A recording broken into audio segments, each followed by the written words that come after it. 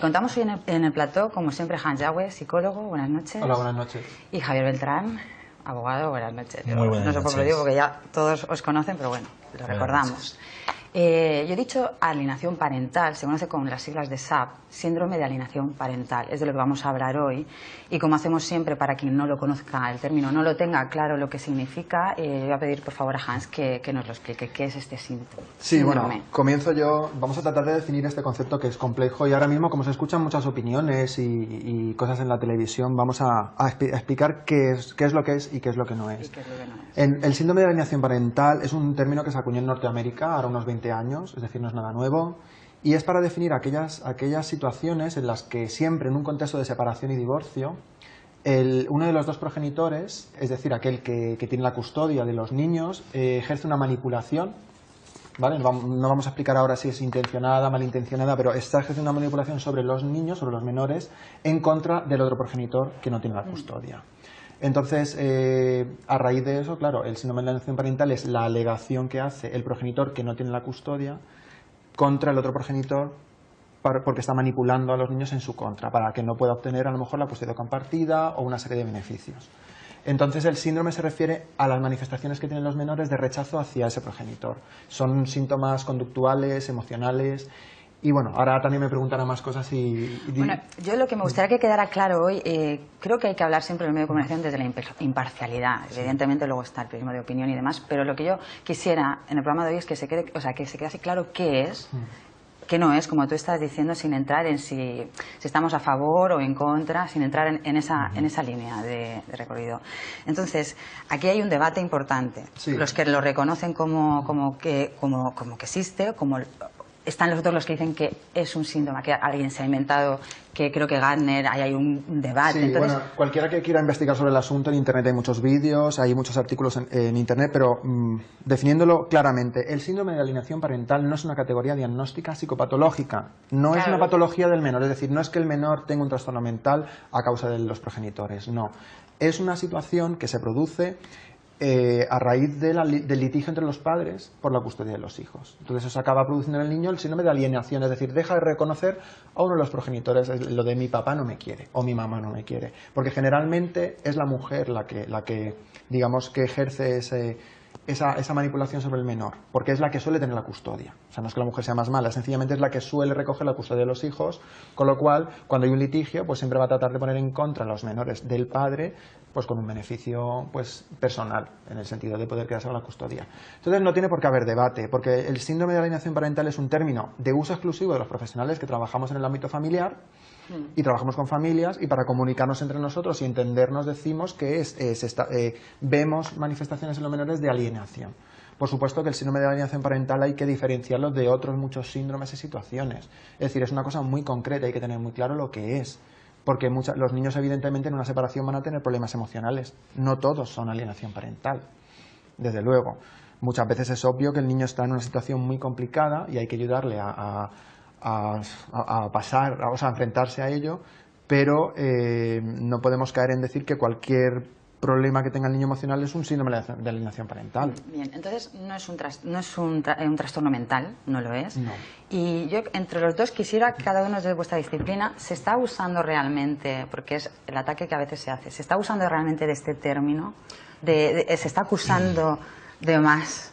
Totalmente, fijaros, lo estaba escuchando a Hans lo que dice, es un tema muy técnico, es decir, ¿cómo puede una persona o cómo puede un niño saber y utilizar todos esos recursos, todas estas tretas a nivel psicológico? Porque alienación es que es un extraño, hace extraño a otro, ¿no? ¿Cómo sabe todas esas cosas? Se está usando absolutamente. Los medios de comunicación lo están haciendo mal, los abogados lo están haciendo mal, los padres evidentemente lo están haciendo mal, y todos los que están provocando que se pueda de alguna manera empezar a agregar o alegar esto como un condicionante más o un componente más de un juicio, yo creo que se están equivocando. Me parece, más lo estaba escuchando y te voy a volver a dar la razón, más un tema técnico psicológico que algo que se puede llevar a un juzgado. Yo creo que se está abusando muchísimo. Incluso muchos clientes ya nos dicen, mi hijo tiene el síndrome este que dicen en la tele, y no es cierto, que no tiene, es lo que está diciendo. En todo procedimiento de ruptura hay un trastorno, y ese trastorno se puede canalizar como que el niño quiere a uno o quiere otro más. Pero esto es una tarea, como estamos viendo en el vídeo, de los dos, de que se pueda encauzar a ese niño a entender que los padres no son agresivos. Pero mi respuesta, perdona que me haya extendido, No, es no, que me es parece... absolutamente abusivo el uso que se está haciendo de este término.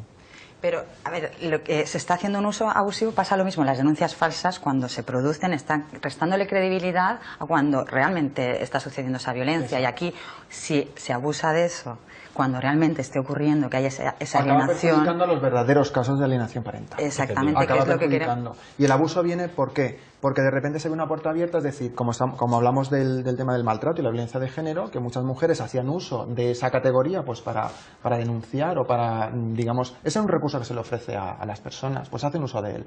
Ahora aparece el síndrome de alienación parental en España y entonces, claro, muchos hombres, porque generalmente son hombres, recurren a esta categoría para poder, digamos, plantar un informe pericial, psicológico, psiquiátrico, para poder reclamar la custodia. Entonces, claro, se está utilizando un diagnóstico relacional que utilizamos los profesionales entre nosotros y se lleva a los juzgados. Todas las asociaciones de profesionales de la psicología y la psiquiatría están diciendo que, por favor, que no se utilice, que no se lleve al juzgado este asunto. ¿Y cómo influye el hecho de, entonces, de que se esté en medio, los progenitores estén en medio de una situación de separación, de litigio por la custodia? Normalmente yo entiendo que está muy mal utilizado, porque en el momento en que una de las personas, por no distinguir siempre hombre-mujer, aunque si me permitís, porque a mí siempre me gusta mojarme y con estadísticas reales, por lo menos las que yo tengo, teníamos una especie de porcentaje más elevado, como que eran ellas las que influían al niño para que mantuvieran al padre como un extraño, en un 70-30% desde hace, por ejemplo, 10 años, pero más recientemente empezamos a ver cómo esto empieza a equipararse y empezamos a ver un porcentaje más cercano de un 60-40 o incluso a favor de mujeres respecto a hombres y un 50%. Entonces, lo primero que hacemos, y eso es la tarea que yo humildemente como abogados propongo que lo hagan y de hecho aprovechamos este espacio para que la gente lo haga, es que se utilice el informe psicológico de una manera correcta.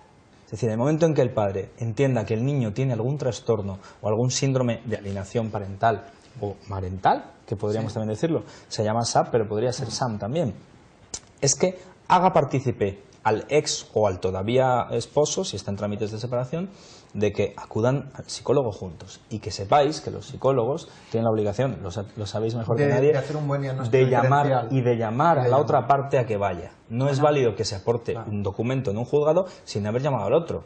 Entonces, esto es otro problema que tendríamos que ver. Es que estamos hablando es un tema escabroso de la mala praxis. Claro. De la mala praxis. ¿Por qué? Porque no vamos a juzgar a nadie, pero sí es cierto que con toda esta histeria social, claro, pues enseguida psicólogos, psiquiatras, abogados, el síndrome de alienación parental es como se pone de moda y vamos a diagnosticarlo, ¿no? Es como si el niño fuera un enfermo, ¿verdad? Exacto. Cuando realmente no es un enfermo, es un maltratado. Exacto. Y volvemos a lo de siempre, a la judicialización. Qué duro eso.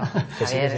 Es que es así. Es que es así, vamos a ver, si tú empiezas a decirle a tu niño, y entramos un poco en la materia que verdaderamente serían los datos concretos, que tu padre ha hecho esto, que tu madre ha hecho esto, que el niño sube al coche a las 5:30 de la tarde del viernes y le dice directamente al padre, tu novia no tiene cerebro, o que vuelve el lunes por la mañana al colegio y ve a la madre y le dice, tú te callas que no sabes hacerlo, ahí ha pasado algo, pero ¿esto verdaderamente es un síndrome? ¿Es el extremo llevado vamos a ver, o es el principio? Vamos a indagar un poquito. Hablando desde la experiencia profesional que tenemos, es que últimamente todo lo que nos encontramos los psicólogos que trabajamos en familia es esto. Son parejas separadas que vienen con problemas de los menores. Y quieren un informe psicológico como diciendo, bueno, que hay ahí, que las parejas no se están comportando como debiera. En todo proceso de separación y divorcio, el niño inevitablemente va a estar expuesto a una serie de situaciones que yo, evitaría a toda costa que estuviese al tanto de ciertas cosas y ciertos comentarios, pero bueno, entendamos que es inevitable. Con lo cual el niño va a estar escuchando cosas, va a percibir el rechazo o el litigio o la lucha entre ambos progenitores. Entonces, claro, eso al niño le va a provocar un cacao mental, por así decirlo. Eso no es alienación parental. La alienación parental viene cuando ya, digamos que cualquiera de los dos progenitores, y ahí es donde está el trastorno. La psicopatología estaría en el progenitor que está, digamos, manipulando al menor. Bien sea consciente o inconscientemente, porque están los trastornos facticios. Luego te voy a pedir que nos pongas algunos ejemplos, que sí que hay un montón, para que podamos identificarlo mejor, de cosas concretas. Pero tengo que cuando alguien hace esto es una manipulación, esto es un maltrato. Ahora vamos un momentito a publicidad.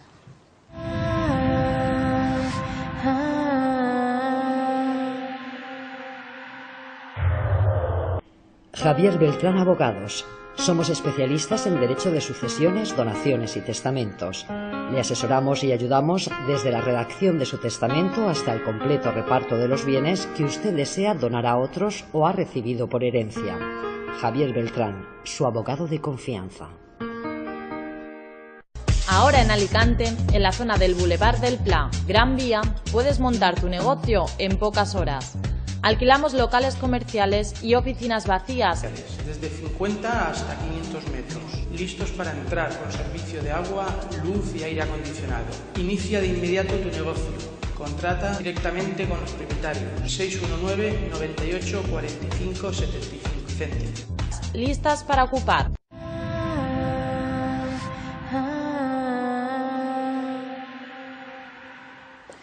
Seguimos en Terapia hablando de SAP, del síndrome de alienación parental, con Hans Yagüe y con Javier Beltrán. Y nos hemos quedado hablando, yo quería que nos pusieras algunos ejemplos para que pudiéramos identificar mejor cuándo se está haciendo algo que tiene que ver con este síndrome. Quiero concretar, porque esto hay que enlazarlo con lo que hablamos en el anterior programa, es decir, ¿por qué se está produciendo esto? Eso se está produciendo porque la ley, ya hablamos, la ley integral de protección, bueno, contra la violencia de género, situaba a la mujer en una posición demasiado victimista y al hombre lo dejaba, por así decirlo, desprotegido. Entonces, ¿qué ha pasado? Que la otra cara de la moneda es que, claro, el hombre al sentirse desprotegido, el único arma que tiene para luchar contra la mujer, es decir, que no estoy hablando de lucha entre hombres y mujeres, estoy hablando de cómo las leyes y cómo la situación que se ha creado en nuestro país ha provocado un colectivo desfavorecido frente a otro, frente a otro que ha sido discriminado positivamente, con una muy buena intención, pero que bueno, estamos en esta situación. ¿Qué pasa? Pues ahora el único arma que tienen los padres, digamos los hombres, para reclamar la custodia, que generalmente no se les da, por las denuncias falsas de maltrato, o por bueno, ya explica, Javier explicó muy bien por dónde iban los tiros en el anterior programa. Que se está empezando a dar. Claro. ¿No? Entonces, también es cierto que el hecho, que yo voy a ilustrar casos, por ejemplo, de lo que es la alienación parental, es decir, acordémonos del caso de esta mujer de Alboraya, que montó aquel circo, porque aquello fue un circo, es mi opinión, o sea, no sé hasta qué punto merece la pena llegar hasta esos extremos, y como los niños decían, no quiero irme con el maltratador. Sí, pero no yo quiero quiero que digas, por ejemplo, ¿qué le dice una madre o un padre a ese niño para que se produzca esto? Para que al final se produzca esa confusión en él. A ver, no es lo que le dice, es la utilización del menor, ¿vale? Por ejemplo, voy a poner un ejemplo, pues una mujer que tiene la custodia de los niños y entonces el padre está en el paro, le está costando pasar la pensión y en el WhatsApp pues coloca como foto de perfil al niño con la mano así diciendo, y en la frase que se pone, papá, pásame la paga, o mi padre no me pasa la paga, eso en el WhatsApp, para que lo vean los amigos, los vecinos, para humillar al otro progenitor. Entonces, yo ahí no sé, Javier, pero eso es Yo os estoy poniendo ejemplos que yo conozco sí, directamente. Es que realmente es así. Nosotros lo que estamos viendo desde hace muchísimos años, mucho antes que saliera la ley, por ejemplo en la Comunidad Valenciana del año 2011, muchísimos años antes, una lucha brutal por parte de determinados progenitores, padres, por obtener no ya la custodia compartida porque la pedíamos y no la podíamos obtener más fácilmente, ¿no? Sí que se conseguía en casos concretos, pero que lo que sí, difícil, ¿eh? sí, era difícil y se está haciendo más fácil, pero en cualquier caso, centrándonos en lo que es el objeto de qué se hace o cómo se hace, es un goteo lento. Es una programación, absolutamente programación. Exacto, por parte de un progenitor. Vamos a hablar de progenitor y no decir hombre-mujer, vale. Porque es que, no, de verdad, es que se cruza, lo sabéis. Sí, los géneros se están confundiendo. Ejemplo, pero hay ejemplos de los dos lados. Incluso, ojo, yo sé de casos de alienación parental en parejas homosexuales. También hay. Es decir, vamos a olvidarnos del género. El niño es el enfermo y es el al que están machacando. Pero una cosa, esto los jueces, a la hora de cuando dicen, está pasando esto y quiero revisar la custodia, ¿lo tienen en cuenta? Además es una pregunta interesantísima. El Código Civil lo establece muy claro. En los temas, cuando hay contencioso, es decir, cuando una persona va contra la otra, se les escucha a partir de los 12 años. Pero, ¿y antes? Yo he visto niños no listos, inteligentes, con 7 años, con 4, con 3, con 2. No hay medios. Lo único es que cuando se está solicitando la custodia compartida, que ahora sí que se ha puesto por medio de la Ley 5/11, sí que hay un gabinete muy bueno en los juzgados, no en todos, en otros son peritos psicólogos externos, en el que se determina cuáles son los síndromes, en este caso, que puede tener el menor y qué es mejor para él. Porque no hay que olvidarse, y lo volvemos a repetir las veces que sea necesario, que aquí de lo que se habla es el interés del niño. Y lo que hay que ver es lo que tú estás diciendo, ¿es posible que se pueda detectar por parte de un juzgado a priori que el niño tiene algún síndrome contra el otro o que está siendo manipulado por uno contra el otro? No. No. Y si es de mutuo acuerdo, muchísimo peor, porque se presenta un documento que se llama Pacto de Relaciones Familiares, donde tampoco se escucha al niño. Y es una vez cuando se ha producido esta firma, que ya empiezan a tener, por ejemplo, la custodia compartida, donde uno de ellos se empieza a alienar, es decir, hacer al otro un extraño respecto al niño. Pues tu padre, fíjate dónde está y no te da el dinero. En el caso contrario, tu madre, fíjate que no sabe hacer esto, no sabe hacer lo otro y conmigo estás mejor. Y manipulan a los niños. Y los jueces no pueden verlo, salvo que tengan capacidad de tener informes periciales muy válidos y tengan la posibilidad de explorar al niño. Explorar al niño es oírle y escucharle en sede judicial. Yo lo que he escuchado recientemente investigando sobre este tema es, por ejemplo, que hay un sector que dice que esto es lo que se han inventado ahora. Esta sí he dicho, los hombres contra las mujeres. ¿Vale? Y que lo utilizan como arma arrojadiza y que las estadísticas lo constatan. ¿Por qué? Porque hay un porcentaje muy alto de mujeres acusadas de esto. Claro, es ¿Bien? que esta pero es una cosa que a mí me gustaría moneda, que quedara clara. Si hablamos de porcentajes, tenemos que entender que las custodias compartidas no existen todavía como tendrían que ser. Claro, entonces, claro, si la mayoría de custodias las tienen las mujeres, evidentemente ese porcentaje de la alienación parental va a ser mayor porque los niños pasan más tiempo con ellos, ¿no? Ya está, no es porque ni los hombres lo utilicen para pero ni... fíjate, es que esto me gustaría que efectivamente la lo hablaran. custodia casi siempre, lo que es la guardia y custodia es el derecho y el deber también de vigilar al niño. La guardia y custodia es lo que tiene el profesor o el maestro o el titular o el dueño del colegio, claro, de guardar al niño y que no le ocurra nada. ¿Qué ocurría antes? Pues que en teoría, siempre en teoría, en un porcentaje muy elevado, el hombre trabajaba y la mujer no. ¿Quién se quedaba? La guarda y custodia de los niños. La madre. ¿Qué ocurría cuando un niño llegaba un sábado y le empezaba a decir al padre, mamá dice que, mamá dice que, mamá dice que? El hombre que lo tenía 2 días seguía tumbado en el sofá y ni se preocupaba por saber si al niño le estaba pasando o no le estaba pasando algo. Y ahora sí, ahora estamos en igualdad prácticamente de condiciones laborales. En muchísimos casos, muchísima gente tiene un trabajo mucho más, lo que se puede decir teletrabajo, lo hablábamos antes, y están en las mismas condiciones de tener al niño en la misma guarda y custodia al mismo tiempo. Y es aquí donde se están empezando a enfrentar y a darse cuenta de lo que está pasando con los niños. Son Pero verdaderas... la manipulación es un delito. La manipulación es un delito si lo que tú haces es coaccionar a alguien. Coaccionar es obligarle a decir lo que no quiere o impedirle hacer algo que no quiere. Por ejemplo, es un delito coaccionar a alguien cuando quiere salir de una habitación y tú lo coges y lo retienes. También sería detención, sería otra cosa. Pero en cuanto a los menores, ¿dónde está el límite? Ahí es más... Ahí vamos a un trastorno. Ahí es que más que la manipulación, más que un delito, es que en el caso de un padre hacia un hijo es el trastorno. Claro. Estamos hablando de... Bueno, a ver, puede llegar a adquirir el grado psicopatológico de un trastorno de simulación, de un trastorno facticio... Claro.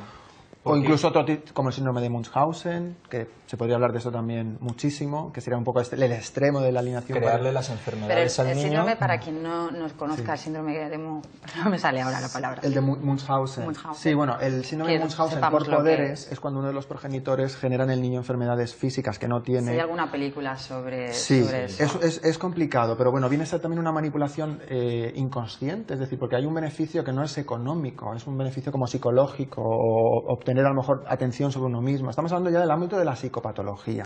Pero eso ya sería un trastorno de la persona que lo padece, eso sí que se puede hablar con él. Es un trastorno del progenitor que se manifiesta en el menor. Es como la alienación parental, no es que el niño esté trastornado, es que ha sido expuesto a un lavado de cerebro, no me gusta utilizar esta palabra, pero es la que está en los artículos. La programación, no me gusta decir lavado de cerebro, pero es como que el padre lava el cerebro al niño. Pero no es que sea un lavado de cerebro, es la exposición sistemática a que el padre está dolido o la madre está dolida y quiere que parezca que el padre es muy malo, que la madre es muy mala, y entonces los ponen al niño a situaciones que no tiene por qué estar expuesto. Todo esto me parece aterrador en cuanto a las cifras, como tú dices, que esas son objetivo, es lo que hay y lo que mide. Entonces, las custodias compartidas deberían promoverse. Vamos a ver, cuidado, voy a ser muy cauteloso para responder sí, pero siempre hay que velar en el interés del niño y siempre tiene que ir caso por caso. Como empiecen a dar las custodias compartidas por ley sistemáticamente, tendremos los mismos problemas que tenemos ahora. Es decir, la custodia compartida está muy bien, es lógica, es correcta, y se necesita el 50% del padre y de la madre, pero a veces, en esos casos en los que se pide insistentemente por un cliente, por un señor que viene, quiero la custodia compartida, de entrada ya lo estás analizando, estás viendo que no lo va a poder cumplir.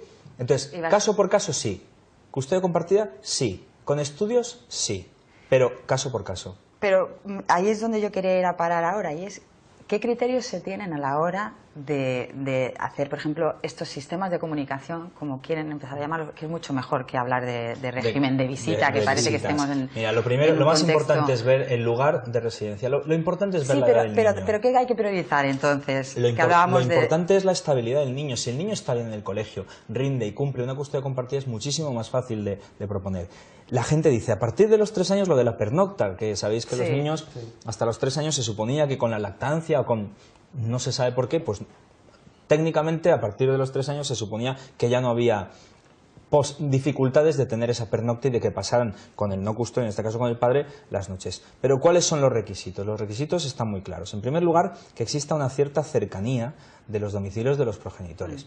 Tú no te puedes ir a vivir al COI y que tu pareja o tu ex esté viviendo en Torrevieja.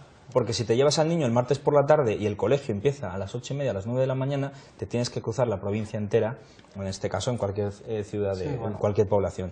Y luego tiene que haber una identidad y una comunicación. Entre progenitores que se llevan mal, se puede dar. Y entre progenitores que no se hablan, no se debería de dar, porque ni siquiera se van a poner en contacto para las notas del colegio. Pues con esto último que me estás diciendo, creo que me viene muy bien para cerrar el programa, porque ya no tenemos tiempo, y es que lo que hay que priorizar siempre es el bienestar del menor. Es en él el que tenemos que pensar, no en qué nos viene mejor a nosotros, si tenerlo hoy o tenerlo mañana o 2 semanas o una. Muchísimas gracias por teneros aquí a los dos y a ustedes al otro lado. Les vemos la semana que viene aquí en Terapia.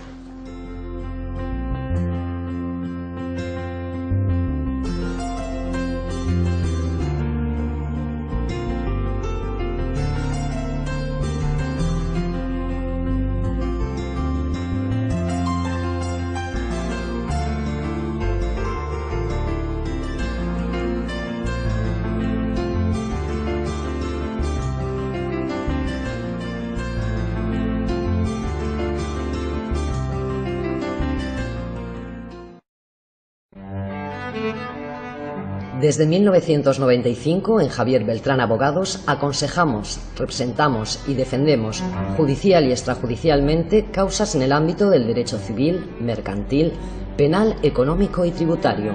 Javier Beltrán Abogados, la mejor estrategia individualizada para su caso.